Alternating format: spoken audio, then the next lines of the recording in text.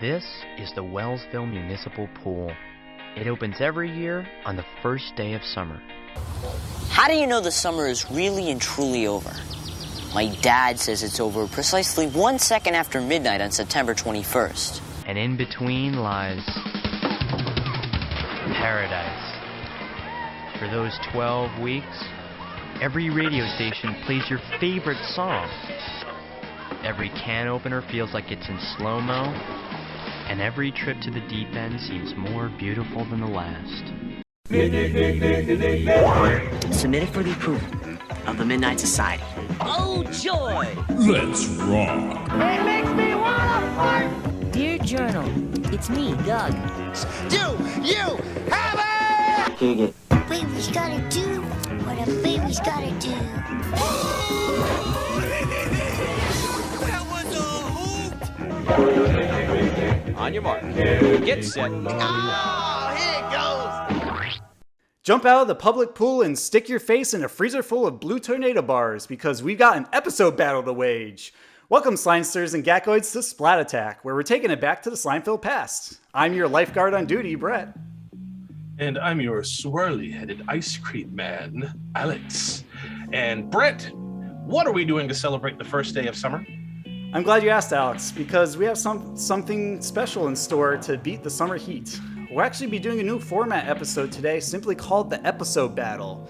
And how it works is similar to a versus match, kind of like what we did for Are You Afraid of the Dark versus Goosebumps, combined with an episode review. So instead of having two different shows face off against each other, we're actually having two episodes face off against each other from the same show. The key difference is basically that. But before we get ready for this Wet n Wild showdown, who is our guest today, Alex? Why, it would be none other than the famed 90s Nick podcaster, Joey, from the Big Orange Couch. I just picked him up in my ice cream truck, and he's all cooled and ready for this heated debate that we're about to spew out.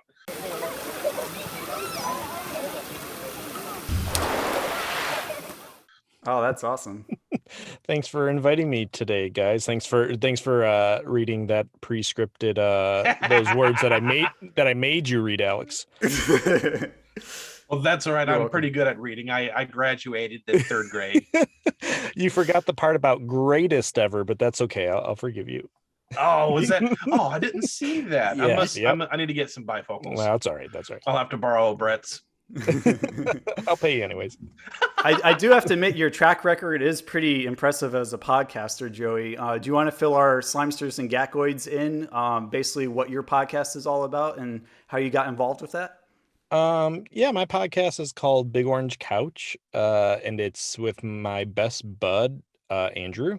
We've been friends since we were 3 years old, and so we would literally watch Nickelodeon on the couch together growing up, and yeah, we just decided, and I think it's 5 years now, we decided that we wanted to do a podcast, and we, probably had the most to say about this time period.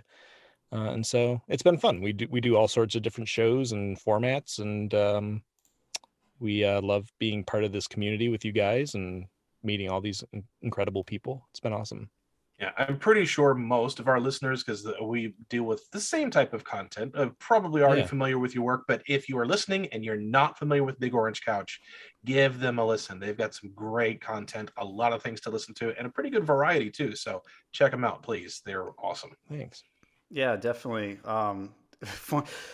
Joey and I and Andrew also go fairly back because it's interesting because before 2017, when I first started working on my Scary Tales book, which is like an Are You Afraid of the Dark episode guide, I never actually heard about podcasts before. I had no idea what they were, why people were tuning into them on their phones, like what the details were. And I remember like way back then, I was looking for something to listening to other than music while I was like grinding out the writing for that book. And I remember stumbling upon Big Orange Couch, and I'm like, oh yeah, I remember that. It's it's that Snick Couch from 90s Nickelodeon. So that kind of attracted me to start listening to them. And I just really love the like down to earth tone that they have with their conversations. And of course, all the laughter and the fun spins that they take on creative topics like the Are You Afraid of the Dark objects, the favorite ones. That was a personal favorite of mine that was recent. And then, just loads of other things that were there. And eventually, throughout the years, as I was doing art to try and make a living as a freelance illustrator, I just kind of ran into them around the time they did a Dr. Vink episode, I believe. Yeah. Round episode 100. And I just decided to jump on board and get some exposure and get to know them better. And, over 75 pieces of art later, I'm still here kicking and helping this podcast that I do with Alex and helping Joey and Andrew out whenever possible, just to keep the 90s spirit alive in all of us. For sure. It's a pretty incredible community. And we feel pretty lucky to have come across you, Brett. Thank you. That means a lot to me, Joey. I never would have expected that I'd be here today doing what I do, because I don't know if I mentioned it to you before, but this podcast more or less is inspired by what you have done, just doing our own spin on it. And I felt it was necessary to kind of give you guys a helping hand, because there's just so much 90s nostalgia out there to cover, even in just Nickelodeon. And we want to be able to at least get most of it done before we're old and walking around with canes. So we're joining the fight for the sake of preserving 90s Nickelodeon culture right alongside you. With you, yeah. Cool. Well, do you guys have any other questions before we jump in? Should we list who's defending what? Yes, that is a definite must. Which episodes are we talking about, and who is defending which episode? Yes. So for those of you who have paid attention to our previous episode where we hinted at it in the Tomorrow People, the origin story, we were going to be talking about Splashdown and what we did on our summer vacation. 2 summer-themed Pete and Pete episodes, both very well known in the 90s Nickelodeon universe. And I will be defending Splashdown today, hence the background.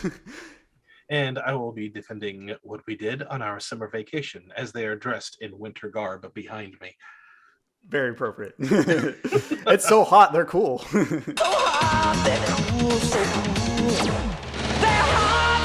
Before we get into the battle, I just have a few quick questions for Joey, if you're interested. What started your love of Pete and Pete? Oh my goodness. I mean, that's complex. I don't know.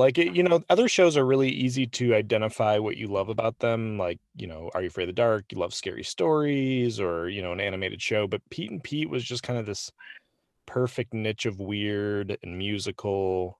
And I don't know. I was before Pete and Pete, I was a Pee Wee Herman kid.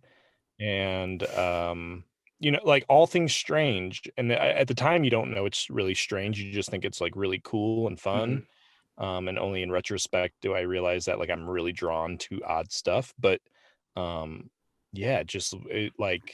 and I immediately bonded over this show, became obsessed with Polaris. Quoting it just stuck out like a sore thumb amongst the other Nickelodeon shows. It's quite a unique show among the bunch, I would say. Nothing really has that surreal suburban feel to it that's very relatable yet for the weird kids who don't quite fit in. What's one thing that you love about each of these selected episodes, if you could pick just one? Ooh, well, I mean, you mentioned the summer aspect. Pete and Pete is one of those rare shows that I think actually hits every season really well in respective episodes. Yep. And so I think these are the 2 correct episodes to pick if you're talking summer. Mm-hmm. Andrew and I did our favorite Pete and Pete's, and these 2 episodes were actually, if you count my top 11, they were very close to each other. They're only a couple apart. Oh, wow. So I love both of these. I think they nail summer in different ways, but in ways that are relatable. That's a great answer. I definitely enjoy these episodes too for different ways too. And it's really interesting to see how the style differs between them, because one's in the specials category, which is kind of pre-season 1, and then one's in the beginning of season 3. So other than seeing the obvious differences, the ages of the Pete's, you get some more mature themes that are involved, and maybe less celebrity cameos and more about deeper plots or solving mysteries, or just more complex storylines that are involved. Yeah, I when I think of with summer vacation, I think of kind of like vignettes, weird little vignettes, these great little tales. And when I think of Splashdown, I think of kind of a show that is, we know the characters, we know the town, and it's a more central focus. But both work in their own peculiar way. What would you say you love most about summer? While we're talking about the topic of summer and summer Pete and Pete episodes. Well, I live in Ohio, and so I love that it's just summer. Like, winter is very long here. Mm-hmm. Spring is essentially like winter 2.0, where we'll get like snow in April still. Oh boy. So it's just a relief, like hearing the animals, the stuff even in Pete and Pete. I love hearing the insects and the birds chirping and the nature comes out. We have a lot of deer around here, which is fun. So yeah, I don't know. I don't have anything crazy. It's summer is summer, and it's ice cream and sunshine, and it's fun. All the good vibes that come along with it, right? Cool. All right, then. Yes. Let's suit up and get our battle flags, because this is time for an episode battle.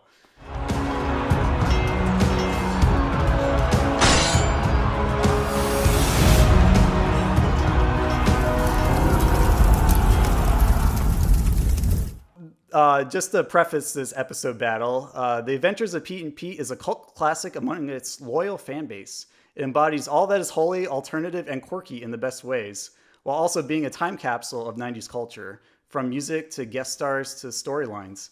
Today, we're going to examine two heavy hitters from opposite ends of the Pete and Pete spectrum under the umbrella of summertime.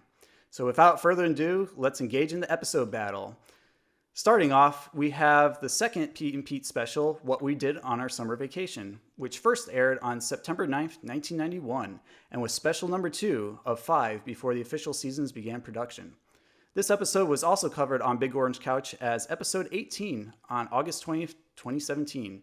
As for Splashdown, it first aired on October 22nd, 1995, as the 4th episode of season 3, and was also covered on Big Orange Couch as episode 119 on July 7th, 2019, to which I also did the art for on social media.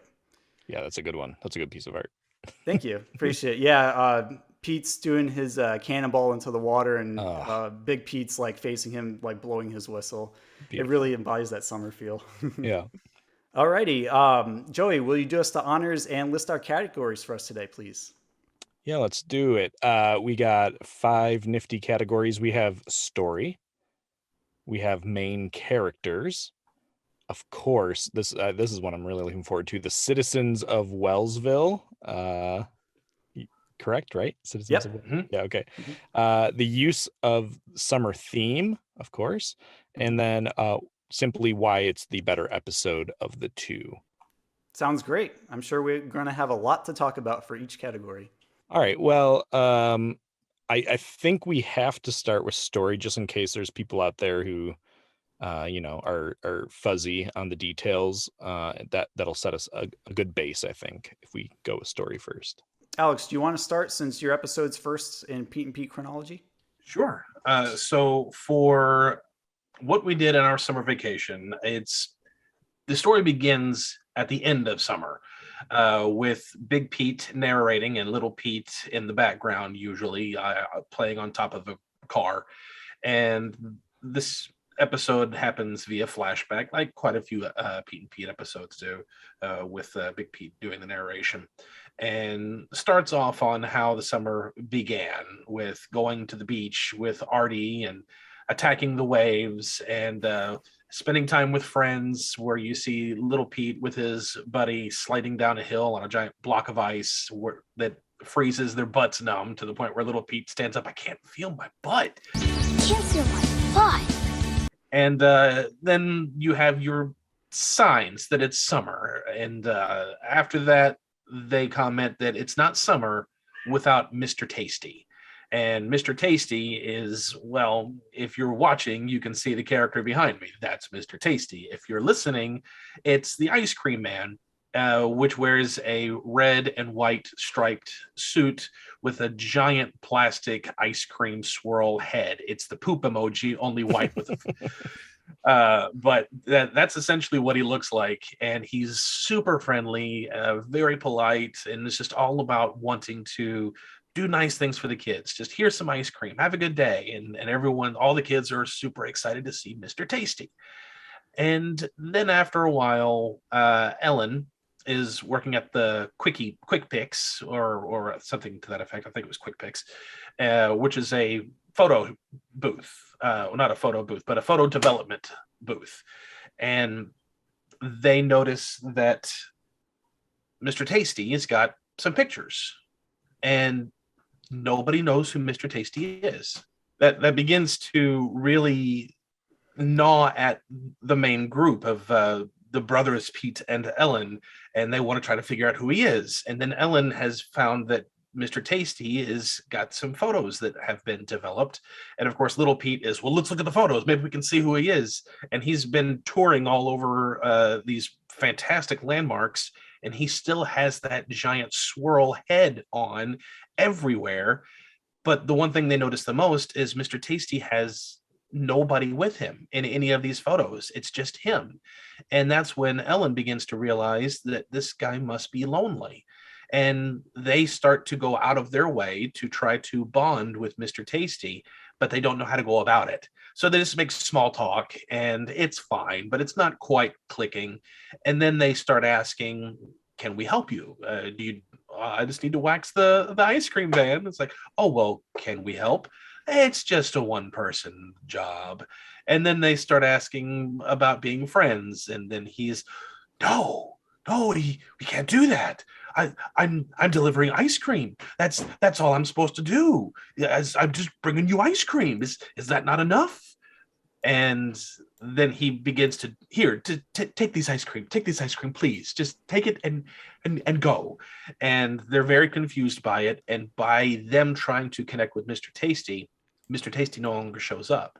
And all the kids begin to, something of summer is just evaporated from them, and they really start trying to look for Mr. Tastee. They put not wanted signs. He's not a criminal. They start putting up missing signs, like a puppy dog, all over the city, all over the town, all over Wellsville, and they start doing lookouts, trying to find him, and he's nowhere.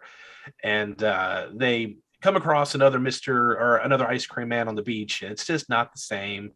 And then they finally give up, and it's the end of summer. He's not coming back. And then Mr. Tastee shows up at the photo development shop, and now they're all excited. Mr. Tastee, you're back. He's like, well, of course I'm back, and I'm here to get my pictures. And then they start to look at the pictures, and he begins to realize how important he was to the kids, because he saw all the missing signs. And then he invites them to come over and, you know what, why don't you guys help me with the wax the van? And they start to wax the van, as well as waxing the ice cream mask, and says, don't worry, I'll be back next summer. And asked if he could take one picture with them before he went on his way. And that's when the trio began to realize that even though what they did was a small thing, even though that small thing is still important to somebody. And that is what we did on our summer vacation. Beautiful. Brett? Well, for Splashdown, we open up with a beautiful glistening pool water scene from the Wellsville Municipal Pool, as Big Pete is narrating about his new summer job as a lifeguard and his duty to essentially ensure everything goes smoothly, and how he has to deal with essentially some opposition in achieving his goals as like senior lifeguard, while his superior is mentoring him. We get a little bit glimpse of like the kinds of things Big Pete does here, involving like, you know, the big suck, which is like cleaning the pool and then just watching out for making sure everyone's all right. And then when we get to the main part of the episode, Pete goes into more detail about how essentially him and Little Pete are on opposite sides of like this whole Adult Swim debacle, where Big Pete has to ensure that the adults have their time to swim and not be bothered by the kids, and the kids have to swim at their own designated times. But of course, because they're kids and they're more spontaneous, they're rebelling against this, particularly little Pete, who seems to be the representative of all the kids who are in disagreement of these rules at the municipal pool. As a side plot, we also get to hear about this kind of mysterious menace that's lurking about, called simply known as the urinator, who is essentially leaving wee-wee in the pool and warm spots everywhere that force everyone to scatter like fireflies from a bug zapper.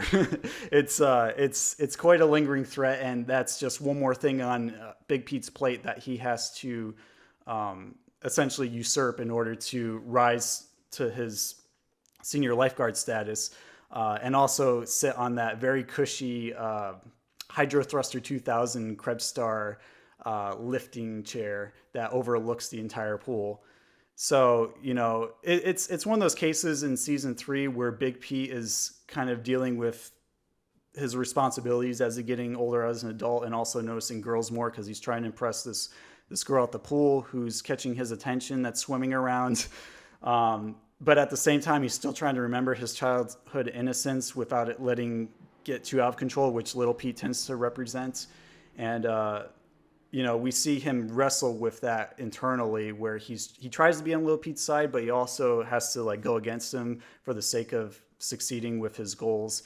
And it's a little dark that he has to resort to tactics such as putting a tape recorder of Mr. Tastee's ice cream truck on a golden retriever and let it run wild to like act as a diversion. But, you know, this is hardball. Pete really wants to see what it's like to be at the top for once and have all the power in this community space.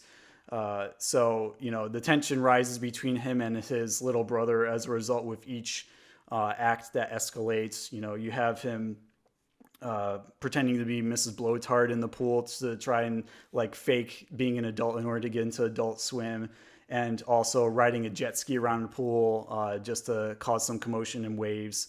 And it really comes down to the end where Big Pete has to decide, what does he want more? Does he want success, or does he want to like still be an ally to his brother, and more importantly, a friend? Because this show is about that bond of friendship that they shared, no matter what kind of highs and lows they've endured throughout the series. And in the end, it comes down to little Pete, you know, declaring a strike of defiance with his atomic cannonball, splashing into the pool minutes or less than a minute before Adult Swim is over, just to kind of shatter that. And, you know, ultimately Big Pete gives in. He can't do it. Somehow it's intrinsically not worth the price to him to give up his sense of like camaraderie that he has with, you know, his little brother, and even by extension other kids of Wellsville, just for the sake of, you know, a cushy chair and some coffee.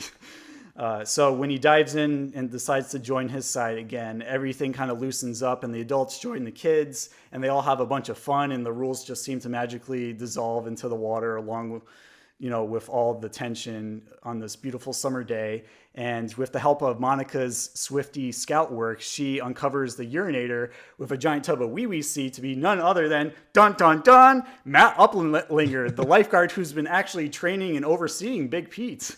So with that triumphant defeat, essentially we've got rid of the tyranny of adult responsibility and the spontaneity of childhood back into the public pool where everyone can enjoy it.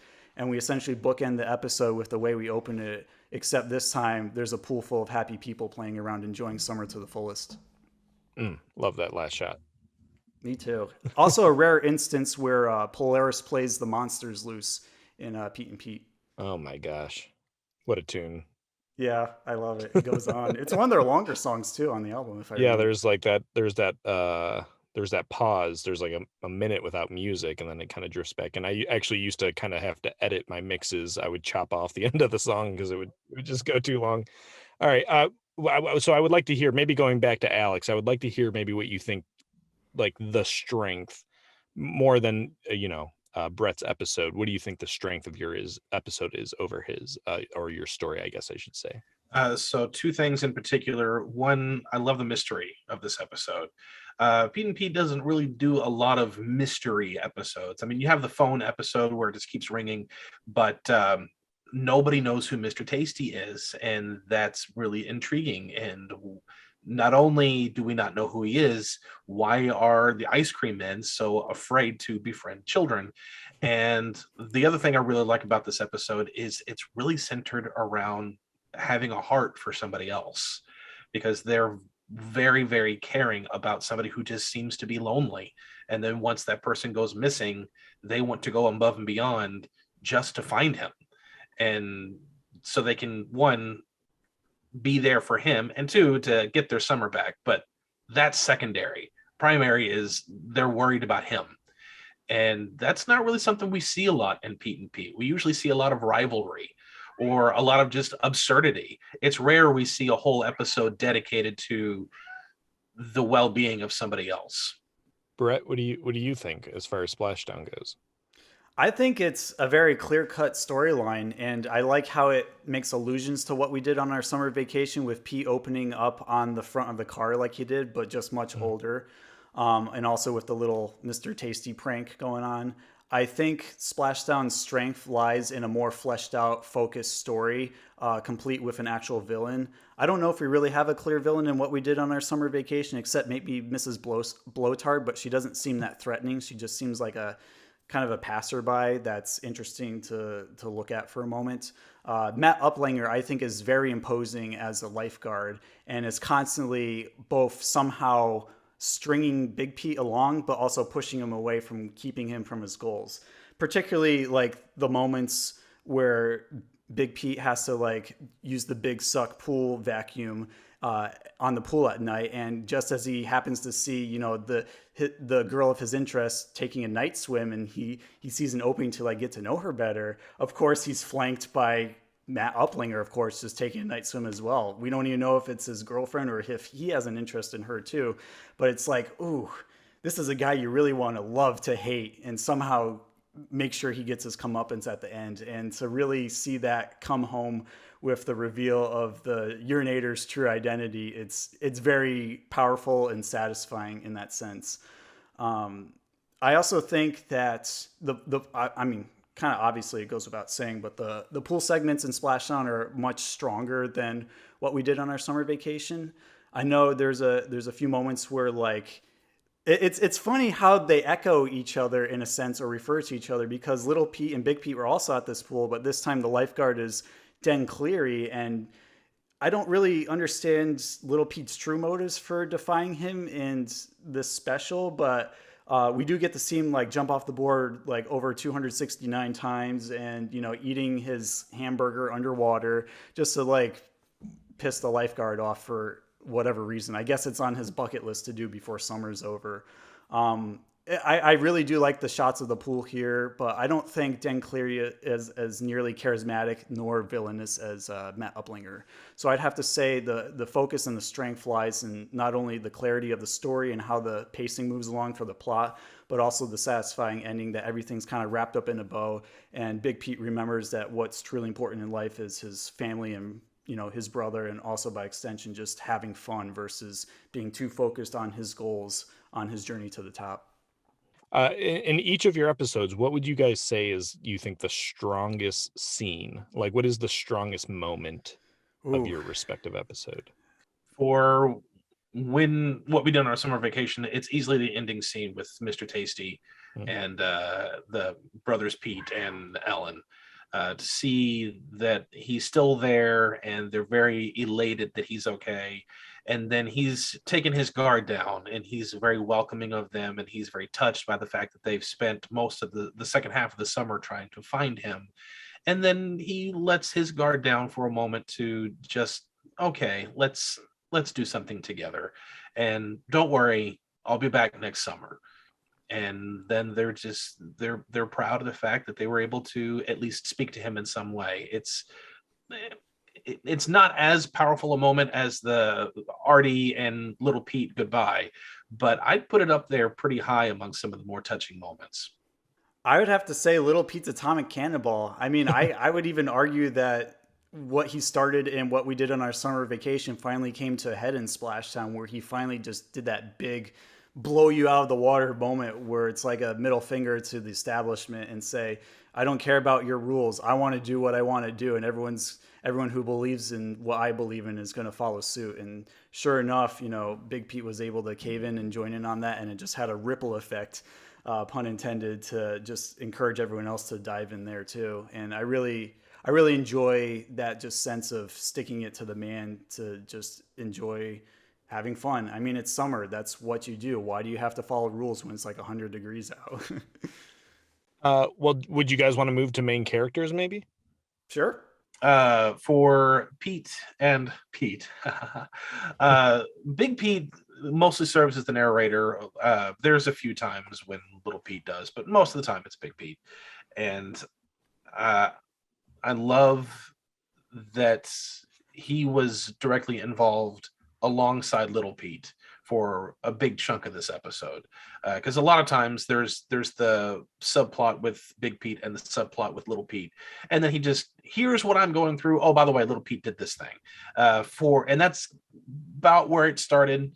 And then once Mr. Tastee came into the fold, that's when their paths started to cross, and that's also a big reason why you see Little Pete in the back. At least that's my takeaway for it. Little Pete has got some pretty awesome moments in this one, especially the swimming pool scene. And to address what Brett was talking about with the swimming pool, the reason I think that he was throwing down against the lifeguard was the lifeguard was already throwing shots. He was using the diving board as his means to survey the area looking for Mr. Tastee. And that's when the lifeguard was, what are you doing? Get down. Stop that. So he said, okay, you'll be sorry. And then just decides to do, like a child would do, the same thing over and over and over and over and over and over, just to get on your nerves. And then we'll go and break the rules just to the point where he breaks, so he'll leave Little Pete alone so he can go back to surveying. Do you know what that reminds me of, Alex? What's that? It reminds me of this moment that is very iconic for me, from a Simpsons episode from season 2 called Brush with Greatness, where Homer is resisting all urge to take Bart and Lisa to Mount Splashmore because Krusty influenced them to take them there. And they're just like constantly, can you take me to Mount Splashmore? Can you take me to Mount Splashmore? Can you take me to Mount Splashmore? And it goes on and on and on. And you see like Homer's different phases of dealing with it. And he's like, no. All right. And then he finally gives in. Will you take us to Mount Splashmore? No. Will you take us to Mount Splashmore? No. Will you take us to Mount Splashmore? No. Will you take us to Mount Splashmore? No. Will you take us to Mount Splashmore? No. Will you take us to Mount Splashmore? No. Will you take us to Mount Splashmore? No. Will you take us to Mount Splashmore? No. Will you take us to Mount Splashmore? No. Will you take us to Mount Splashmore? No. Will you take us to Mount Splashmore? No. Will you take us to Mount Splashmore? No. Will you take us to Mount Splashmore? No. Will you take us to Mount Splashmore? No. Will you take us to Mount No. Splashmore? Will you take us to No. Mount Splashmore? If I take you, will you two shut up and quit bugging me? Yeah, of course. Well, will you take us to Mount Splashmore? Yes. Thanks, Dad. So I guess repetition is definitely a tool of a child to get their way when they feel like adults are pushing back. Absolutely. And like I said, with both Little Pete and Big Pete working together, it reminds me also of Halloweeny in a sense as well, from where the two would be a team to achieve the same goal. With also bringing in Ellen, because I don't really see a whole lot of times when you get all three of them together to make the same goal. Usually it's the two of them or the other two of them to do the same thing, with one of the three off doing their own. So it's a cool Three Musketeers moment where you actually see the three main characters bonding together. And while Artie doesn't have one of the bigger roles, he's very much the supporting this time around, not there alongside Little Pete all the way, but it's very much a Three Musketeers episode. Well, I mean, with a pool as big as this that you see in my episode, there's bound to be many characters occupying it, and we definitely have a lot of people, not only just extras, but like a few other citizens of Wellsville as well. But we'll get to their next category. I'll focus on essentially Big Pete because this is his story and his rivalry with Little Pete, which I find him experiencing more and more, particularly in season 3, as you know they get older and they start to deal with different things. Because Pete's still kind of in that childlike mindset of, oh, let's have fun. We got to do all these things. And then Big Pete's like, well, I don't have time for that anymore. I still have to like learn all these different responsibilities and prepare for college and think about girls. So there's a lot more things going on in his mind than just having fun.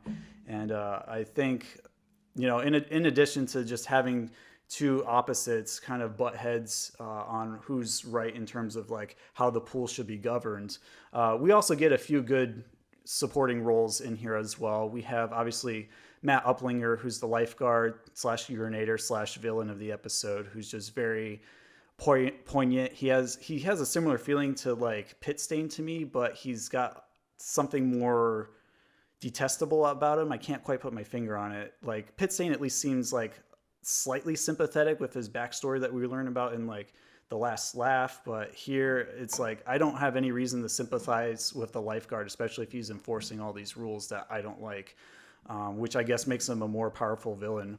But we also have more of the family involved too. We have Joyce and Don Wrigley, who are swimming in the pool during Adult Swim, and they're trying to help, you know, Big Pete kind of think clearly, because they don't want to see this divide at the swimming pool be taken home as well and create a rift between family members, because we know a house divided cannot stand. So I like how they're acting as a supporting role and a conscience for them as they're wrestling with these issues. We also have Little Pete's friends, Monica, Wayne, and Nona getting in on the action, who kind of serve as Little Pete's lackeys or minions, if you have it, where they just kind of come in and say a few witty quotes, and also just kind of help rabble rouse to like get rid of Adult Swim at all costs. We also have Ellen, who's actually taking more of a backseat role this time around. We just see her kind of lounging around and adding her 2 cents here and there, which is a little bit disappointing to me, but I'm glad she's still there engaging in the conversation, because I don't think it would be as important of an episode, or at least as natural feeling, if she wasn't there beside Big Pete to kind of talk through the issues as they usually do that he's wrestling with. And I think other than that, we get a cameo from Mr. Tastee of all people really briefly. That's about it for the main characters. All right, main characters, but the real juice of I think Pete and Pete resides in the citizens of Wellsville. Mm-hmm. Oh my goodness, I just love the people of Wellsville. So each of your episodes have some, you know, some strange Wellsvillians pop up. Tell me why your episode has the stronger case as far as the people of Wellsville. So I considered the parents also to be quote unquote citizens of Wellsville, since they weren't really the main three.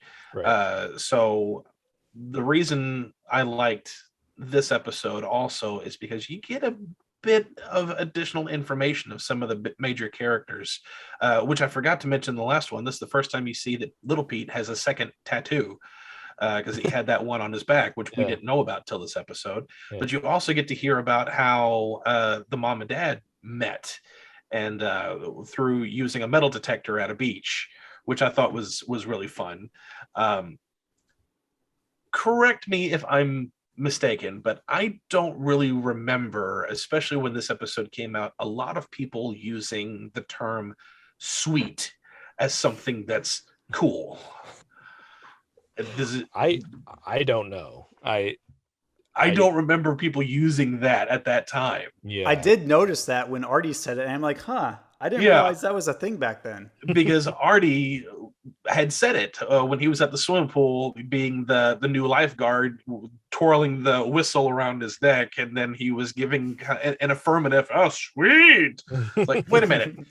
Are you the first one that I can think of in pop culture that used that term in this capacity? So I just thought it was a coincidence. I thought it was pretty cool. The new lifeguard didn't seem to mind. How's the weather up there, my little Viking? Sweet! But the other characters that you've got, of course, is Mr. Tastee. He's the big one for this episode, which we've already touched on for the main story. So I'm not going to elaborate any more on him. But we did get to see one of Little Pete's friends, who we don't really get to see very often, is Mort, from where they were sliding down the hill. And there's not a whole lot interesting about his character. He's just there, as well as a lot of the other kid characters. They're just there, which I think is kind of fun. That the kids are usually the more subdued ones, and the adults are the really ridiculous and over the top ones. Mrs. Blotard was there doing the battling the dad over who gets which side of the yard of the fence to mow the yard with, and she was trying to attack him with the weed eater, and he's attacking her with the giant shears. And we also had Miss Vendevere, who is the blind millionaire and has some kind of history with Mr. Tastee, but we don't quite know what it is. But Mr. Tastee knew her better than anyone. And when he goes off, disappeared, well, then she loses her mind. He said I had the bluest eyes. And she was I'd like to think they had a romantic encounter over a blue tornado bar. I like to think that too. Yeah. Lifeguard Dan Cleary, obviously not nearly as villainous as the one that we see in Splashdown, but again, I don't really think this episode needs a main antagonist, because then the episode would get too muddled. I just like the idea of there just being a jerk lifeguard, and then little Pete's like, okay, well, I'm going to show my rear since you're showing yours. But he was very much just over the top, not necessarily angry, but very full of himself. He was very chiseled and was all about wanting to flex his muscles constantly and look good. And then he was just desperate and was like, please, Big Pete, please make him stop. And Big Pete's like, okay, fine, I'll make him stop. But he doesn't. They both end up jumping in, and he's just done, and he quits. And that's when Artie took over. And the other big supporting citizen of Wellsville is when Mr. Tastee is gone, you get Captain Scrummy, which was a guest appearance from the lead singer of REO. But he was at one point, his eyebrow is twitching so much because he's trying to keep that fake smile, which I watched it a couple of times just to watch that eyebrow twitch. But I could feel it through the TV. Yeah. It felt like maybe Michael Stipe was on some type of substances while filming this. What are really in those sludgesicle bars? And I love that every time he referred to Mr. Tastee, he did like this triangle shape over his head. Oh yes, well, some kids tried to get too close to Mr. Tastee, and now he's gone. And he had that kind of delivery, that deadpan delivery. Oh, you look like a fudgesicle kind of guy. But he had this really uncomfortable facial expressions and was really wooden, which fit because especially whenever they were talking about why can't we do these things? I was just trying to be friends with him. Don't you know what you're doing? And I thought that was really cool to come from the perspective of somebody else who's, again, very unusual. Yeah. Not to say that none of the other characters are unusual, but his was teetering on like stranger danger, whereas Mr. Tastee was very much just, I want to be your friend. And I think it's fun to see that dynamic of the two. Yeah. But that's pretty much the Wellsville citizens for my episode. Yeah. So Brett, tell us about the people of Wellsville and Splashdown. This is going to be a little bit of a hard sell, I'm not going to lie, because what makes up 4 in distinct identities makes up 4 in sheer volume.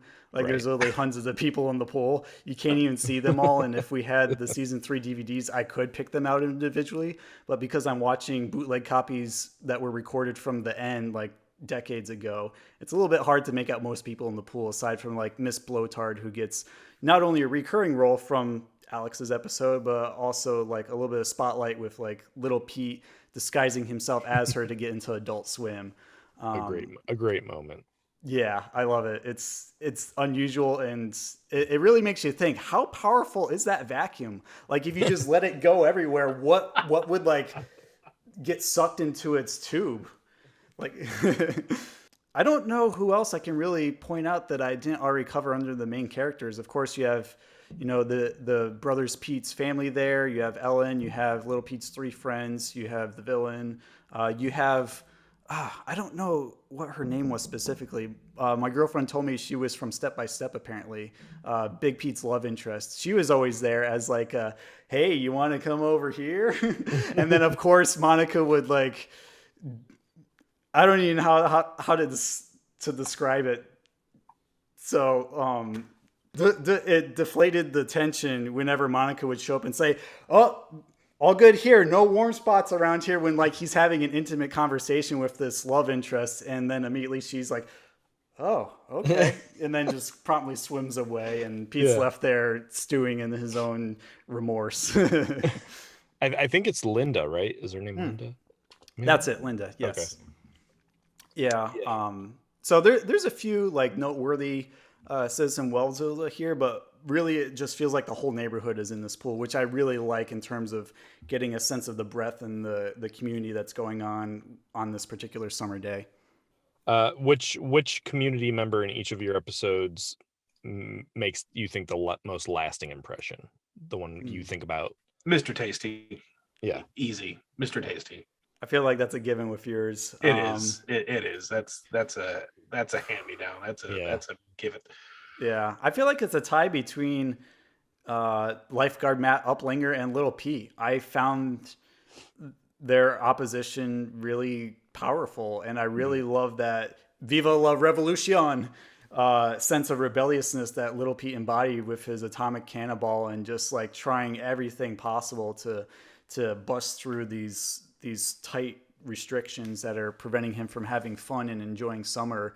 I guess it's like, I think it's taking place at the beginning of summer, because they mentioned like if Big Pete docks him one more time, then he can't go in the pool anymore. And that, I guess that really hammers in the sense of gravitas that his consequences and the risks that he's taking have. Like, if you love being in the water, if you love cooling off on really hot days in July and you're not able to do that, that's pretty heavy. But because he's willing to risk that for the sake of, his fellow friends' freedom, I think he's quite the hero in this moment. It might be one of his defining moments in the series.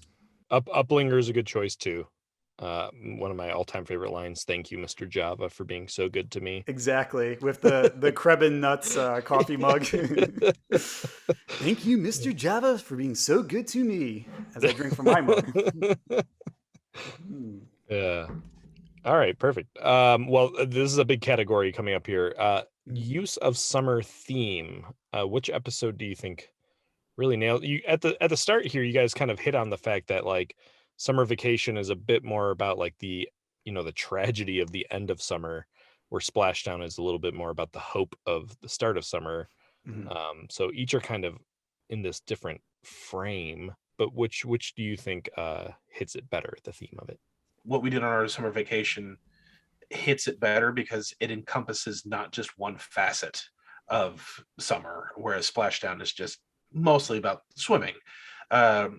This one starts at the end of summer and then goes back to the very beginning, and just hanging out with friends, doing some fun activities outdoors, talking about the different signs of summer, with the shadows getting longer, the electricity getting louder, Artie's starting his annual battle with the bees, and neighbors arguing over the lawn, and of course you see Big Pete having to mow the lawn, and the ice cream man showing up, and how the ice cream man is the embodiment of summer, because that's, summer's here when Mr. Tastee is here, and then once he's gone, you're missing something.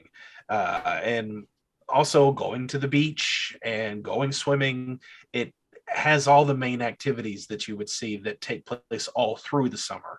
And with all these major activities taking place, I feel that it has a better grasp on the entirety of summer, and then the ending of summer of, well, it's been a good summer. I'm glad this has been a good time. I'm glad Mr. Tastee is okay. I'm looking forward to next year. I think, like I've mentioned before in previous categories, mine is more of a focused episode instead of a series of vignettes, where instead of encompassing all different little aspects of summer, it really hones in on this one, which is, as Alex said, swimming. But I think pools and water, dealing with water as a means of relaxation is a big part of summer of itself. I personally have a lot of fond memories in my parents' backyard pool growing up as a kid, and even going to a public pool in Wallingford, Connecticut when I was a kid with my grandparents, and really enjoying the experience of just being a wide open body of water without the fear of something killing me that's lurking underneath. At least as far as I'm aware, I checked all those pools and I'm pretty sure there's no Dead Man's Float zombies lurking in the deep end. But I think the use of summer, you don't necessarily have to touch on every single aspect in order to get a sense for it. And I think what I like most about Splashdown is how it condenses everything into one big moment where you get the ambience of summer, you get the hot heat that's constantly beating down on everyone, the warm filter that's kind of playing over the episode. There's many shots where you see kids like playing in the pool. Nona in particular is like banging on the inflatable hippo that she's on to give a sense like, oh, why can't this last a little bit longer? I want to be in the pool longer because it's a place of relaxation. And I remember when I used to like get done with like mowing the lawn during the summer or doing chores, I would just immediately want to jump in the pool and forget that time existed. And we even get to see that illustrated with, the picture of the Krebs-Star watch being shown up close and seeing different aspects of the pool where like people are synchronized swimming, people are chatting it up, lounging by the pool. So you really do get a more fuller sense of what it's like to be in this environment during summer on any given day without necessarily doing like a travel log where you go into the beach one day and then the pool the next and then the ice cream man the day after that. And I think that's where its strengths lie. It may not be as many memories, but it's definitely a more vivid memory, both for me personally and for viewers who may identify with enjoyment of being in the pool to cool off. Man, yes. I mean, two very different. They're just so different in their approaches, but they both nail summer so perfectly. Judging this is no pressure. I already know this from Big Orange Couch. I mean, being the judge is like it's the easiest job. It's the easier job of the three, but it's also like at the end you're like, man, I don't want to have to. I mean, I felt that way when I judged for your podcast, Joey, when we did Dark Music versus Station 109.1. I know, right. There's so many good things that pop up, and you don't want someone to be like, "Oh, your episode sucks." Neither of these episodes suck. No. And they're both very good. Both are the arguments are really good. So now I'm just like, oh man, all right. But we have one more category, and it is it's the big one. I'd say, you know what? Like at the start, I was like, I don't want to hear any negatives, but maybe we should if you have any. Why is your episode better? Sling mud if you want. Alex, why is Summer Vacation superior to Splashdown?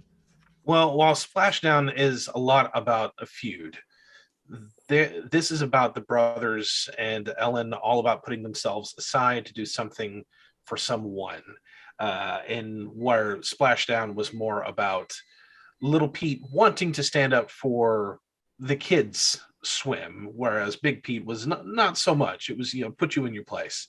And this episode was very, very much about camaraderie. Mr. Tastee clearly has to care for kids and likes to make them happy, but has no one special in his life that we can tell. And it really touches on adult and child friendships, which do exist, and they are perfectly okay. There's nothing creepy about them. And the reason I emphasize that is because I teach kids and I've gotten very close with them. And it's almost a taboo topic to see parents or adults and kids be friends. And that's because people will want to read between the lines and think there's something there when there isn't there, which is what I get from Mr. Tastee and from the other ice cream man whenever kids are trying to get close to the ice cream man and they're no, that's just going to stir up a lot of trouble, right, where there is no trouble. And it was just alluded to. It was never explicit, but that was just my interpretation of that. And I love that this is an iconic episode. Splashdown is a great episode, but it's not iconic. There are a few visuals that are fantastic, but you think of this episode, you see the white poop emoji, you know exactly what's coming. You've got a lot of classic characters with a lot of special moments, and you get to learn more about them. Like I said, with Pete with his cool tattoo that we never really get to see, get some backstory on the parents and how they met, and you got some crazy moments like finding the car dug underneath the sand, which is just completely absurd, but it's fun. Right. And you don't really get those crazy moments whenever you have a more fleshed out story. This gives you room to breathe, just to do something fun, and especially when it's so early in the series and still finding its identity. And I love that at the end, it's still not clear who Mr. Tastee is. It's left ambiguous. It's one of the few mysteries that are never really solved. And also, we have, like I said, the elements of summer. It takes place over the course of summer, not just one isolated incident, which we've already touched on, so I won't go further into that. And also, again, the character is super iconic. He is the only character who's got his own little figure. And I knew you were going to bring that. and this episode was put on the first VHS that the Pete and Pete released. Splashdown never got a VHS release. And this usually is one of those iconic images that when people think Pete and Pete, this is one of the first episodes that they think of. And not to mention that the advertisements were fantastic for this, because I still remembered that one commercial where they were talking about Mr. Tastee being gone, and then they cut to that one shot of little Pete with the camera slowly pulling away and that reverb with that side Tasty. And then cutting to, you don't make sure you don't mess up this episode or else. And then it's little Pete on top of the diving board. You'll be sorry. Watch what Pete and Pete did on their summer vacation, or You'll be sorry! A half-hour special adventure today at 6:30, 5:30 Central on Nickelodeon. I don't remember anything about Splashdown for an advertisement, if they did one. I'm sure they probably did, because they had one for every episode whenever it would come out. But this one is just so memorable as a whole and stuck with the fan base, probably because of its imagery and the fact that it's the Ice Cream Man and everybody chases down the Ice Cream Man and he drives like 4 more blocks and we all keep chasing after him. It's just a solid episode, and I think it's one of the more memorable ones just for the pure imagery of Tister Macy. Yeah. Yes, I said that backwards. I'm always doing it. Brett, why is Splashdown better than what we did on our summer vacation? Oh, that's a long pause. No, I have a lot of collected thoughts for this because Alex is pulling out all the stops. It's like, oh, what episode's better? Like Tale of the Midnight Madness or Tale of Laughing in the Dark, if we're making an Are You Afraid of the Dark comparison. Obviously, everyone's going to say Zebo because that's what they remember the most, and they're not even going to give it a second thought. And naturally, that's the right answer, though, Brett. But no, you shouldn't want to go with the crowd. You got to think independently. It's about the sense of rebelliousness and relatability, and just being able to find that happy medium of, yes, you're going through growing pains and you're maturing with Pete, but you also shouldn't remember your roots. And I think while what we did on our summer vacation is undoubtedly the more nostalgic episode of Pete and Pete, especially since it came earlier, so it has more time to marinate in people's minds. I would say Splashdown is the more poignant one. Like, it hits harder when you see it. And granted, it doesn't have its own DVD release, unfortunately, because it's hiding somewhere in a warehouse in New Jersey. But even if you make the effort to search it out on like YouTube or Dailymotion or wherever you can find it, secondhand, third hand, whatever, I think it's still just as important, if not one of the best episodes of season 3, because it really does like hit the relatability home, especially when you're older. You can feel a lot of what Big Pete's feeling with like trying to deal with this responsibility, especially when you're like getting jobs and you have to like do all these things you don't want to do, but you know, if you do these things, it'll eventually lead to somewhere you want to be. So you can say that you're like impressing all your colleagues. I relate a lot to that, particularly with like my goal setting. I tend to be ambitious. I tend to be a perfectionist. I tend to be like very driven. And, you know, essentially Big Pete's story is my story where I have to deal with managing all these things. And I'm the bad guy just because I'm in this position of title, but really I'm just trying to make something work for me so that I can get ahead in life. But I think it's an important life lesson, more so than digging up a 1977 Cutlass Supreme out of the sand and driving it home, is that, you know, don't forget your roots. It's important to be a child. You can be an adult. You can get through adult living with all of its responsibilities, with all its tasks, challenges, frustrations even, but there's still a part of you that just wants to have fun. There's a part of you that wants to be free and full of whimsy and just forget about all your cares. And I feel like when you go into that pool, as we've seen Big P illustrate, you just have all that wash away. And for once, it just makes you feel like a free adult that's remembering their childhood again. So in a weird backwards way, it does feel nostalgic, even if it doesn't have the marketing power to back it up. No pressure, Joey. Two passionate arguments. I love it. Okay, I'm actually going to start backwards, and maybe this happened when you were on our verses, Brett. But I actually am giving one category a tie. Yeah, which is, it's not going to affect the result here. Will not be a tie, but that was for which episode is better. Our last category. I think you both make compelling points. I think Brett has a point that there is some sort of nostalgic advantage. What we did on our summer vacation was one of the first specials released. It's one of the oldest living Pete and Pete things. And so I think, with the VHS release, with that type of stuff, I think it's been kind of glorified, but it's still it is iconic. Like, you use that word. I mean, it has, you said something for everyone. It gives us Tastee. I think it does do a really good job with kind of a touchy topic. Whereas Splashdown gives us that rebelliousness. I think it's definitively the best episode of season 3. I know people would debate that, but I agree with that too. I agree. What's close? What else is close for you guys in season 3? Last Laugh. Trouble of Teddy. Oh God, yeah. Das Bus. Those 3. Oh, Das Bus. Yeah, for sure. No, I agree. Whole hog on those. Yeah. Okay.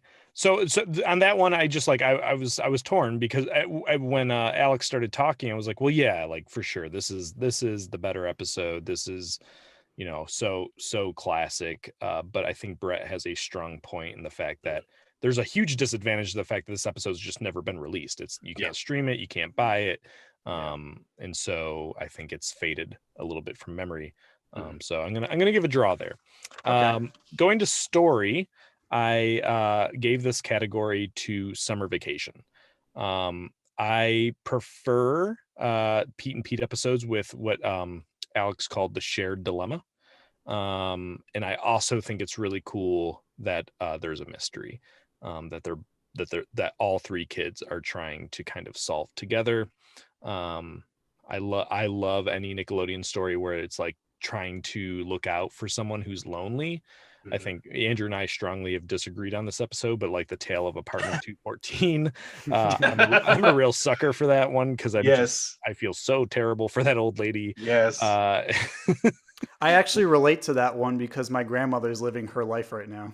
Oh my gosh. Yeah. Oh man. So and I love the ending of Summer Vacation so much. I think the themes of loneliness and friendship are really strong, as Alex said.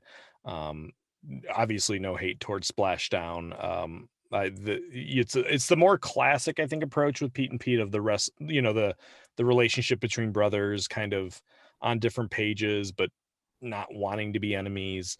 I do agree with Brett that it's a little cleaner, a little more fleshed out than Summer Vacation. You mentioned there being a villain. Villain's something that I can kind of give and take in Pete and Pete, not totally always necessary for me. I would argue that like Summer Vacation, maybe there is a villain, which is time. Scrummy. That's true. That's true. Like Scrummy. Scrummy. Yes, we never got that episode, but yes, Tastee versus Scrummy for territorial control of Wellsville. I would have watched it. All right, so story goes to Alex in Summer Vacation. Let's move on to who did Summer better. For this one, I went with Brett and Splashdown. I do agree there's a bit more of like summer in Summer Vacation, a lot more like references to different aspects of summer. But for me, I like the points that Brett made that it coincides in one big moment, something that represents like a moment in summer, an entire community. I do agree that the ambience feels really solid in this episode. It feels warm. Those little shots in the pool of people doing what they're doing. I like the focus. Like, to me, Splashdown is a very, very focused summer episode. And I think that maybe Summer Vacation holds an advantage, that the fact that the word summer is in its title. But like, to me, Summer Vacation is more about the journey and the mystery than it is necessarily just about summer. But I could also be wrong, but yeah. So I'm going summer. I'm going Splashdown for who does summer better. All right. So it is 1.5 to 1.5. For, let's see. For main characters, I went with Summer Vacation. Alex, I like the argument of the three musketeers working together. They are like, it's a real team. Again, I prefer these episodes of them, the main characters working together, rather than like, there's something about, particularly in season 3 of Big Pete's teenage angst that I don't love. I get it. It's realistic, like his lusting over girls and his want of power and a job. I do like that they involve the family, as Brett said. But I think overall, Summer Vacation is gives us a better feel of the characters. Ellen in particular is so crucial to what makes Pete and Pete work. And I think this episode really utilizes her well. So main characters, I'm going with Summer Vacation, which leaves us with Wellsville. And that I also went with Summer Vacation with Alex. I do think that this was like quantity versus, well, it's just it's a huge quantity issue, but I still think in Summer Vacation, the characters are crucial to like moving the story along. Like the people of Wellsville are kind of what make the story move, where really in Splashdown, it's just kind of the main characters, Pete and Little Pete. There is some help, of course, but like what is Summer Vacation if you don't have Tastee? What is it if you don't have Miss Vanderveer, giving us a little history of like, oh my gosh, like Mr. Tastee's a real guy. Like he had this woman. It gives us, I love the backstory of mom and dad meeting. I just, Captain Scrummy, I think like it's maybe the best example of Pete and Pete where the people of the city are helping the story resolve itself. With like maybe the call being close to it, but I think another great summer episode. But yes, I overall I just thought the people of Wellsville played such a crucial role in Summer Vacation. So it was on every category. I was really close here, but and oddly enough, I like Splashdown a bit more than Summer Vacation personally. But I think with these categories, it just kind of broke Summer Vacation's way.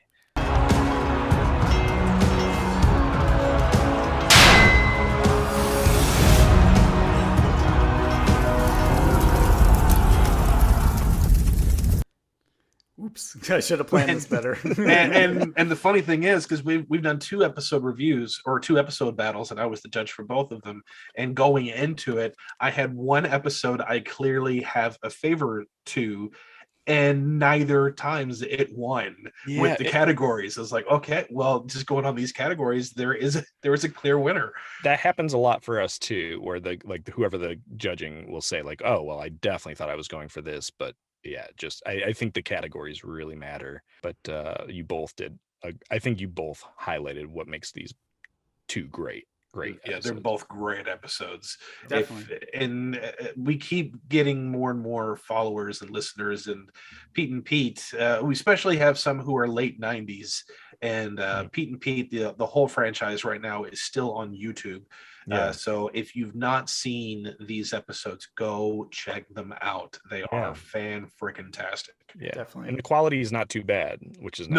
No, it's not. I've had those episodes where it's like, oh boy, this is an uphill battle, but it's a battle worth fighting. Splashdown is worth defending. And I do agree with what you had said. Actually, I agree with everything that you said, Brett, which is weird to say being on the other side of the fence on this episode. But I do really like your point, and I do agree with your point about it. And I've always been very much about the underdog.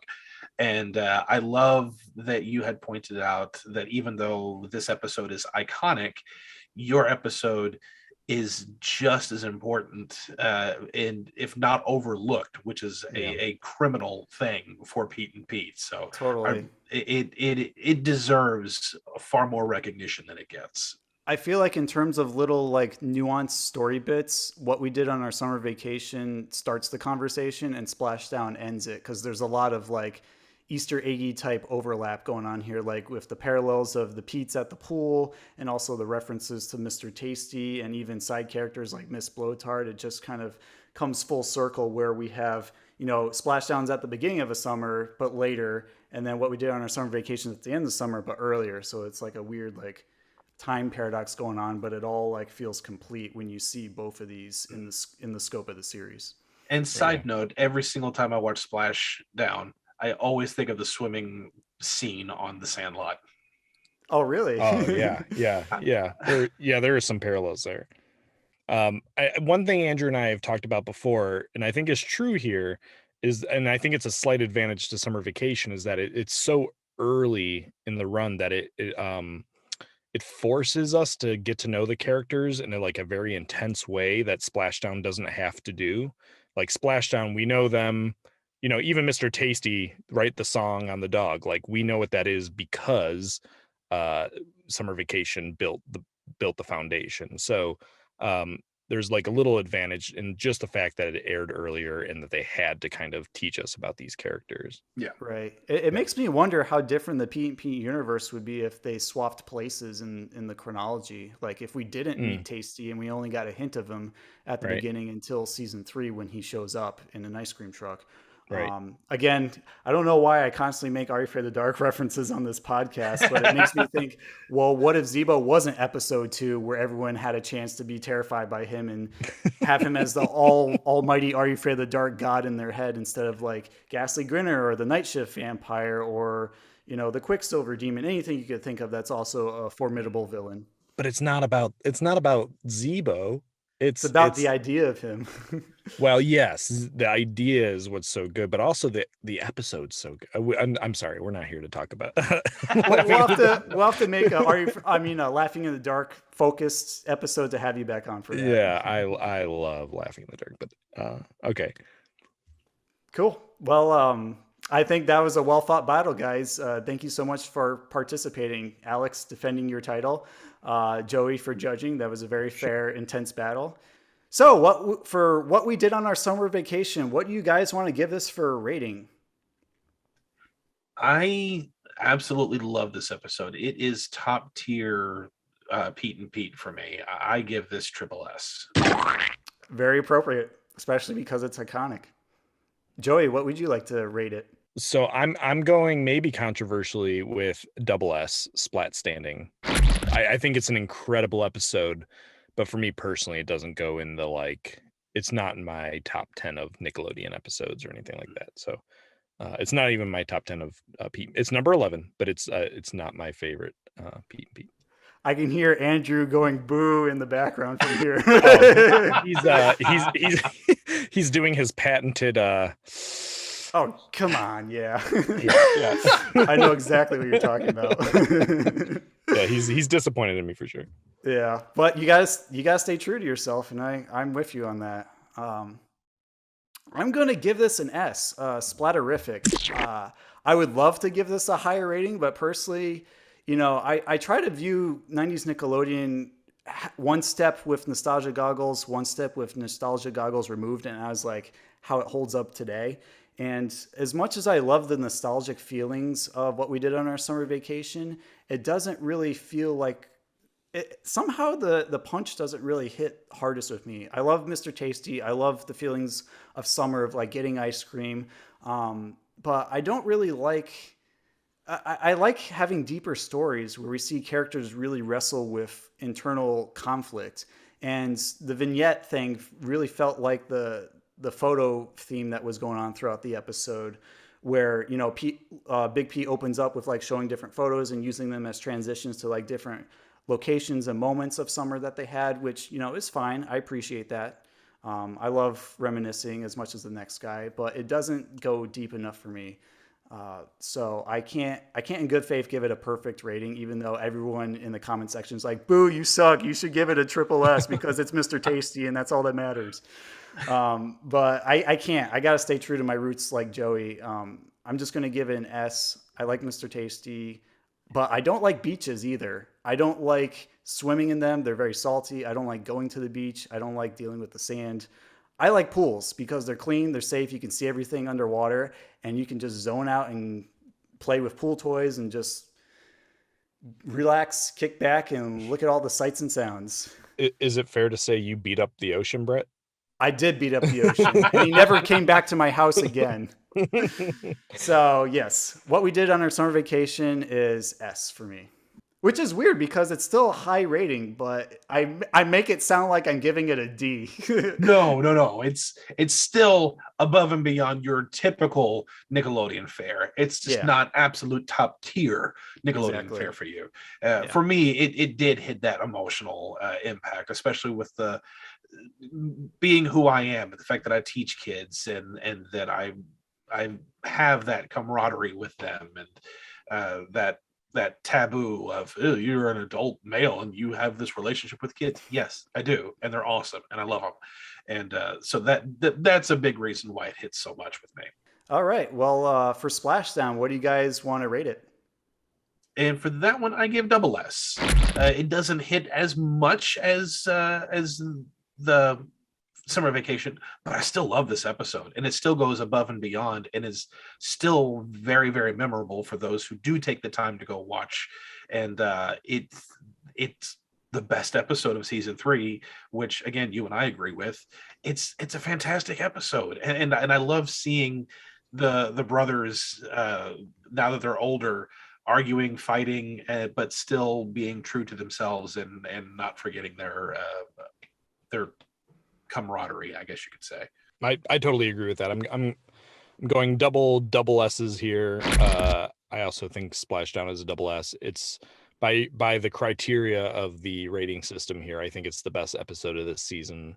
I think Last Laugh is close, Trouble with Teddy's close, Das Bus, but man, it nails that feeling of summer. It's just like a totally pleasurable, well-paced episode. I think, as we've maybe stated pretty clearly at this point, criminally underrated in the pantheon of Pete and Pete. So I love this episode, and it's not the best of the series, not my top 5 or anything like that, but really, really good. Ooh, that leaves me in a tough spot because, again, there might be haters who disagree with me in the comments, because I'm tempted to give this a triple S because of the personal connection with my memories of enjoying pools and also that stick it to the man mentality. I kind of want to bring it down to double S to be more fair and also agree with you guys. But you know what? You're going with a D.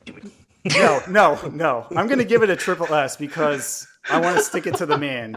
Sticking it to the man and swimming in pools are two things I care very deeply about. And my girlfriend definitely knows about that too. So I have to do it. It's my favorite episode of season 3. And it was in my top 3 when you did your 200 episode special with Danny Tamborelli, Joey. So, you know, more than anything, this makes me think of summer. What we did on our summer vacation also makes me think of it. But this is like the first thought, that just big open pool that I want to dive into and get lost in for the entire 3 months that we have, and just not come out until school starts. And just because it really made me more of a more approachable to water, and considering how I actually got stung by jellyfish when I was at the beach as a kid, I can't rate it the same or lower than what we did on our summer vacation. Fun fact, that Doug story I wrote for you, Joey, the ocean commotion one, that was based on a real life event I had in 3rd grade. Wow. Yeah. Okay. So there's the origin story of that. But yeah, Triple S, I'm doing it shamelessly. I don't care what you say. I don't care what the audience says. I love this episode. It's like a teddy bear that I want to fall asleep in bed with. It's got to be the greatest episode of television ever made regarding the evils of Adult Swim, and that's saying something. Yes. Yeah. Like I didn't even know that adults can control the pool in that way. Like usually you see pool rules for your safety, not for like mind manipulation. It's just it boggles my mind and frustrates me so much that I want to push back with like Little Pete and his friends as a result. Do your local pools enforce Adult Swim?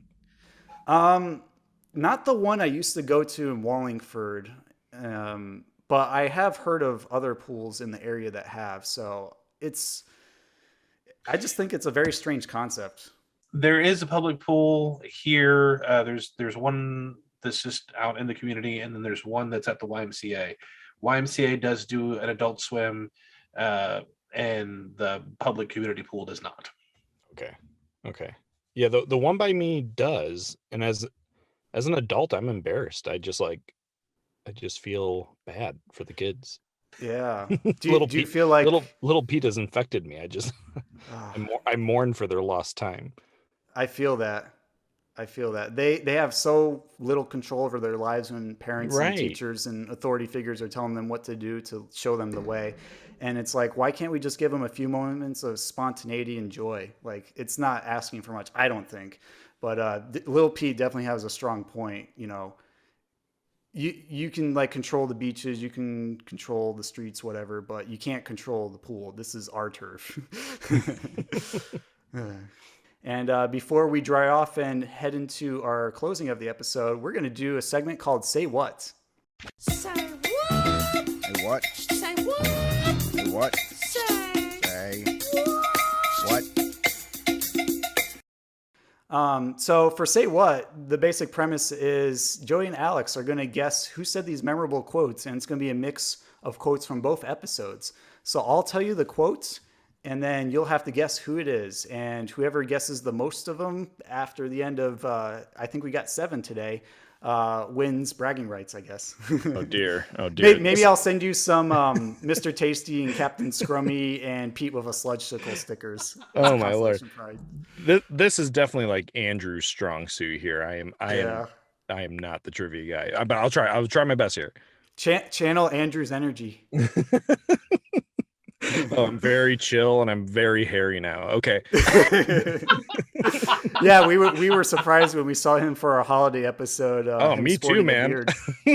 I guess he got really comfortable with us. Yeah, well, yeah. We haven't seen each other all that much because of the pandemic, but like, when I saw him, I'm like, holy cow! Like, it's like Harry and the Hendersons over here. Yeah. Yeah. I hope he got a shaving kit for Christmas. But, no, he's still going. He still looks great. He's still going. Yeah. Oh wow. Just like next time we see him on our podcast, he's got like a full-grown Rip Van Winkle beard, setting a Guinness World Record. Yeah, you're like Cousin It. Cousin It. Yeah. Oh my goodness. But we're getting sidetracked here. Okay. Let's get going with Say What. So quote number 1, raise your hand. Well, you can't really do that, Joey, but raise your hand, Joey. say like a buzzing noise or like, I'll go zzz. Yeah. Okay. Both of you do zzz. Okay. And then we'll see who gets in first. Okay. So quote number 1, who said it? It's a flesh avalanche. Zzz. Joey? Is it Little Pete?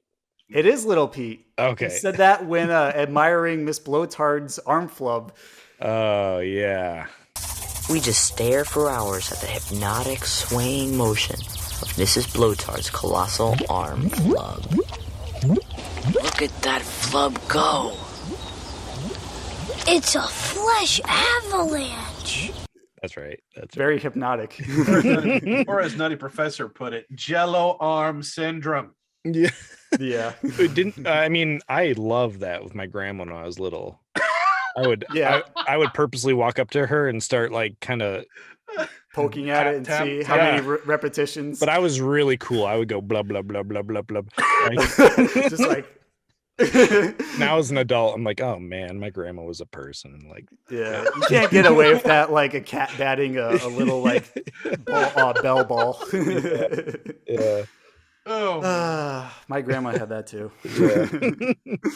Yeah. Okay, say what quote number 2? Who said it? Thank you, Mr. Java, for being so good to me. Joey.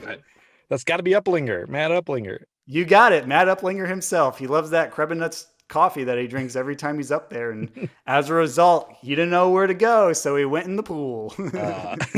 Yeah. Thank you, Mr. Java, for being so good to me. Quote number 3. You look like a bona fide sludgesicle man. Alex. Captain Scrummy. That is right. Michael Stipe himself. With that very, very forced smile that reminds me of Mo Sislak that one time he smiled.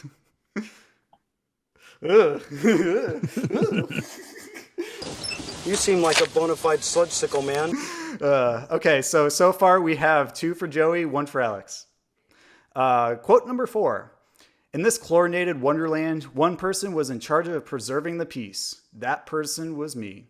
Is that Joey? That was him. Okay. Big Pete?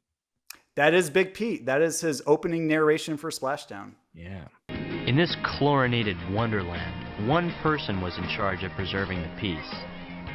That person was me. Quote number 5. Say your bee prayers, my puny hybrid foe. Blink, blink, I say, you stinky bee. Alex. That was a tie. That would be Artie, strongest man in the world. Oh, that was good. Yeah, really good. Right on cue. Yeah. Yeah, you got it. That's when he's like, sweet. He has that bee on his nose and he's climbing the water tower.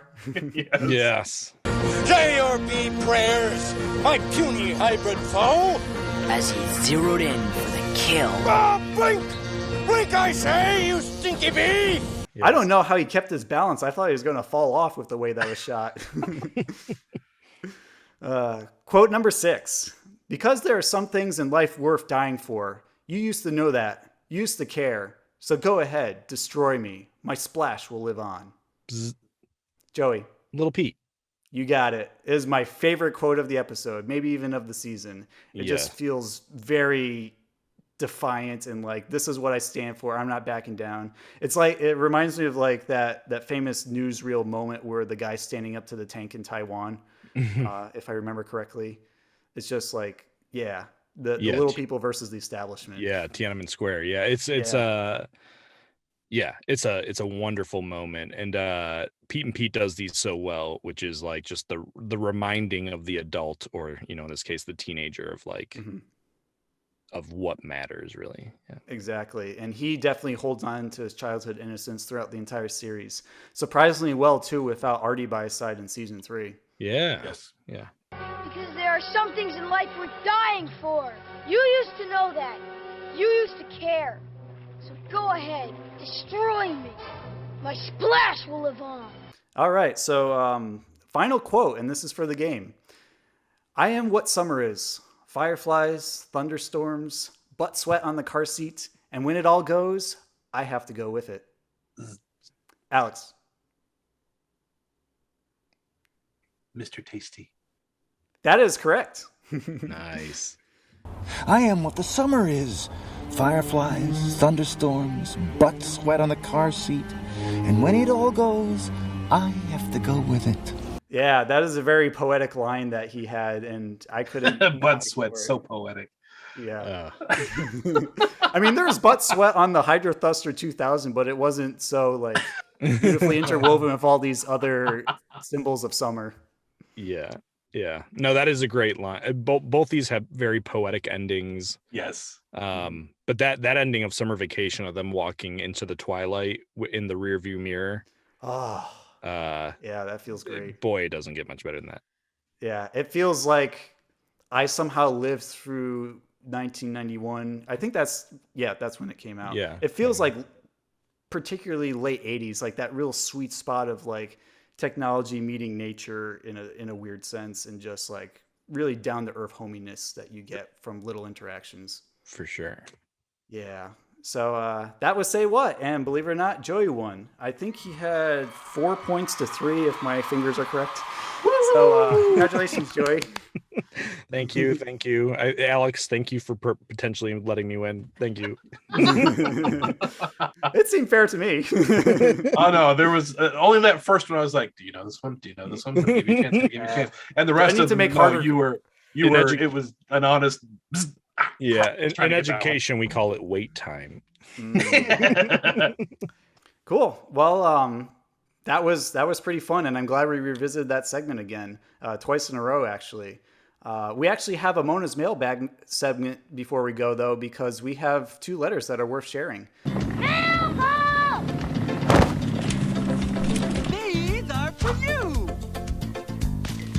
And I guess Mr. Tastee's going to read them for us. Apparently, he sounds like Mr. Hanky.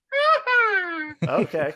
Mr. Tastee, do you want to read our... Tastee is not going to read that. Okay. That will be a dishonor on you. It will sound like we're insulting our listeners. I'm not going to do that.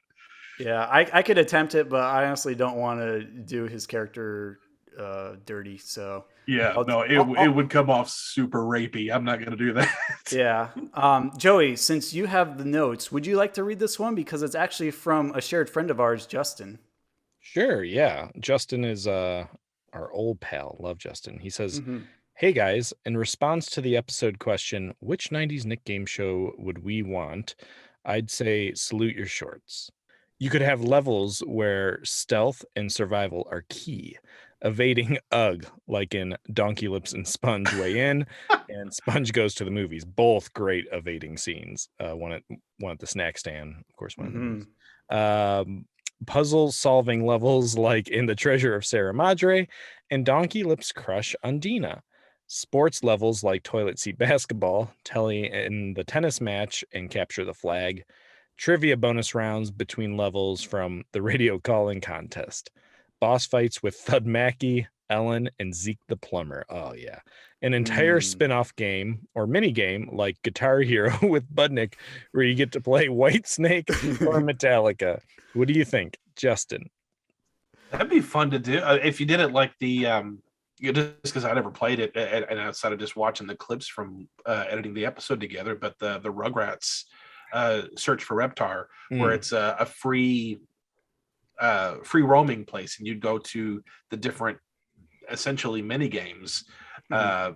That would be really fun to do. I think it would be hilarious if we did the Guitar Hero thing and we played the Rachel theme song. Right. Rachel. just one note. Rachel! I am him! Rachel! You are 2 power chords, and then you have someone on drums doing like... Yeah, it's brilliant. Great idea, Justin. We love it so much. We just need to find a programmer who's listening to either of our podcasts to team up with us so we can make it. It's a great idea, for sure. Yeah, it actually reminds me a lot of this Zebo's Big House game that I've been wanting to make for a long, long time, ever since I saw the case in Crimson Clown. Yes. I'd imagine it would, I don't know what your guys' take would be on it, which you're open to share with us, but I always imagine it to be kind of like a some sort of like a old-fashioned NES horror game similar to Friday the 13th, or even more like Monkey Island, where you have to collect certain items to like solve puzzles, and then when you finally meet up with Zebo, you have to like evade him and like put certain things in the way so that his nose is returned to him without losing your health as Josh. So I think there's a lot of potential to play with there, and like in the setting of the spook house, and even at his house for like a quick little adventure game. Yeah. See, I picture it more as like a Dr. Chaos, which was a bit of a side scroller. It was more side scroller than anything, but that came out on NES, and I remember I was too terrified to play that darn thing. The game started with this haunted house, and the windows would flash bright yellow in the windows, and you'd see little silhouettes of characters chasing by, and you'd have to go to different rooms, very much like Friday the 13th, go into the different cabins, and then there was the monster and it's got to chase you. But you still have to do side-scrolling missions and adventure platforming in addition to the searching the rooms. Which was kind of like the main format for Goonies too, but that would be a lot of fun to do. I totally vibe with that. Yeah, those are all great ideas. I like the different interpretations. But we actually have another letter.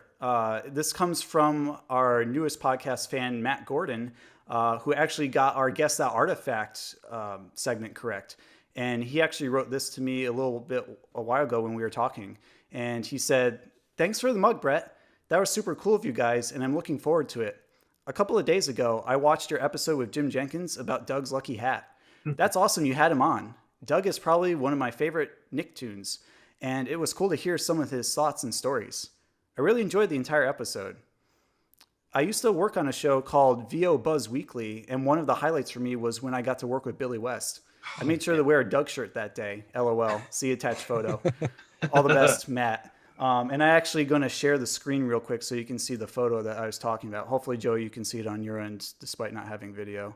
Oh, yeah. That's so cool. Yeah, Matt's the one on the left with the yellow beach shirt with Doug on it. Yes. Wow. Just living the dream. Yeah, to be next to Nickelodeon legend, it's amazing. That's so cool. I actually had a chance to meet Billy West back in 2010, of all places, at my college for an anime convention. Oh, wow. And he was like signing autographs in this unused art room with like Christopher Sabat, who voices Piccolo from Dragon Ball Z, and also Steve Blum, who does Spike from Cowboy Bebop, and Johnny Young Bosch, the Black Power Ranger from season 2 of Power Rangers. And it was very, very surreal to like just see them in person in like a very normal, non-convention looking setting. And all I could think about in line was, oh shoot, when am I going to have him sign? When am I going to have him sign? When am I going to have him sign? Turned out, a few hours before that, I was going to my buddy's dorm room with a copy of Futurama to watch with them, to like quote it for some reason. And I had that on me in my backpack. So I'm like, "Hey, Billy, you want to sign my Futurama DVD?" And he said, "Sure, I'd love to do that. What character do you like?" And I'm like, "I love Zoidberg and Zap." "Ah, yes, the two characters I'm known for." And then he writes, "Sup, Billy West" on the DVD. And Alex, I'll send you a picture of it for this episode. Awesome. That's cool. Yeah. So thank you very much, Matt and Justin, for chiming in. We love hearing our listeners, Slimesters and Gatgoids, lending us our thoughts, whether it's through Instagram or by email. And we hope that if you too have some thoughts to share about this episode, to email us at splatattack2021@gmail.com. With that being said, here's our closing question. What do you love most about each of these iconic Summer Pete and Pete episodes? Email us, DM us, even let us know in a comment on YouTube. We'll check any place that people interact with us, honestly. I can tell you what my favorite thing about these two episodes is. It takes place in the summer. Yes. I hate winter. I hate it. So I was anytime it's warm, I'm all about it. Yes. As long as there's a pool nearby, I like summer. So that's my wife's logic. Yeah. Yeah. So yeah, get in touch with us. Hopefully we'll get to hear some of your thoughts on this episode. And wrap this puppy up and dry off. But before we head home, Joey, thank you so much for joining us on this podcast. Now we've had both halves of Big Orange Couch on here, and hopefully this won't be the last time that you join us. Just let us know what episodes you want to cover, and we'll fit you in our schedule. Sounds great. Yeah. Thank you guys so much for reaching out and asking and being so gracious. And I just totally appreciate it. Both Andrew and I do. Awesome. Yeah, we're really glad to have you here. And keep thank up you the so great much for work. being here. Keep up the great work with your podcast too. We're excited to see you hit the big 300 in about a year. Oh my God. What do you want to do to celebrate? I don't know. It might be quitting time, folks. Uh-oh. I mean, if you do we have to have like an Olympic event where I have to go through all these tasks to have the torch passed on to us? Yeah. Sure. Whatever you want. No, we're okay.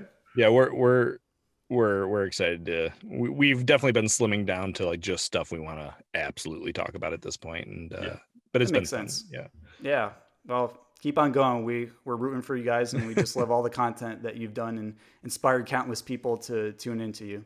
I love you guys back. Thank you.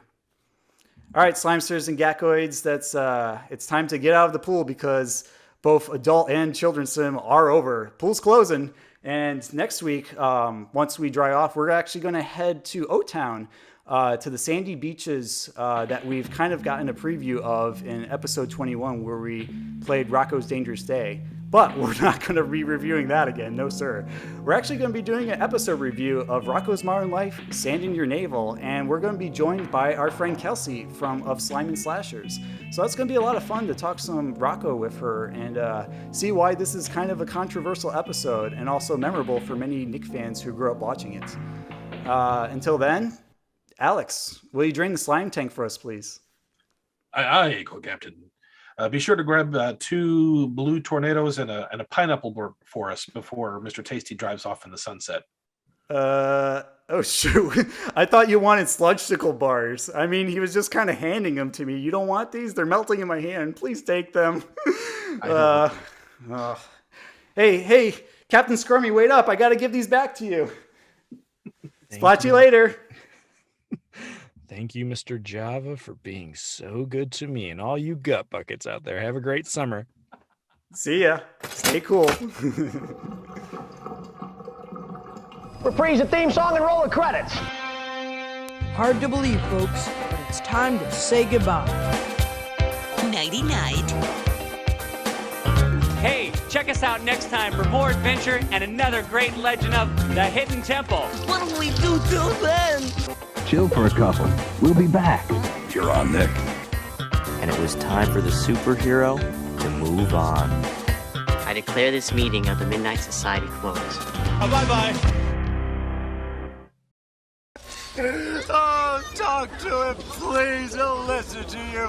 I can't take it anymore. Please just make him stop. See what I can do. I hate to do this, Pete, but you leave me no choice.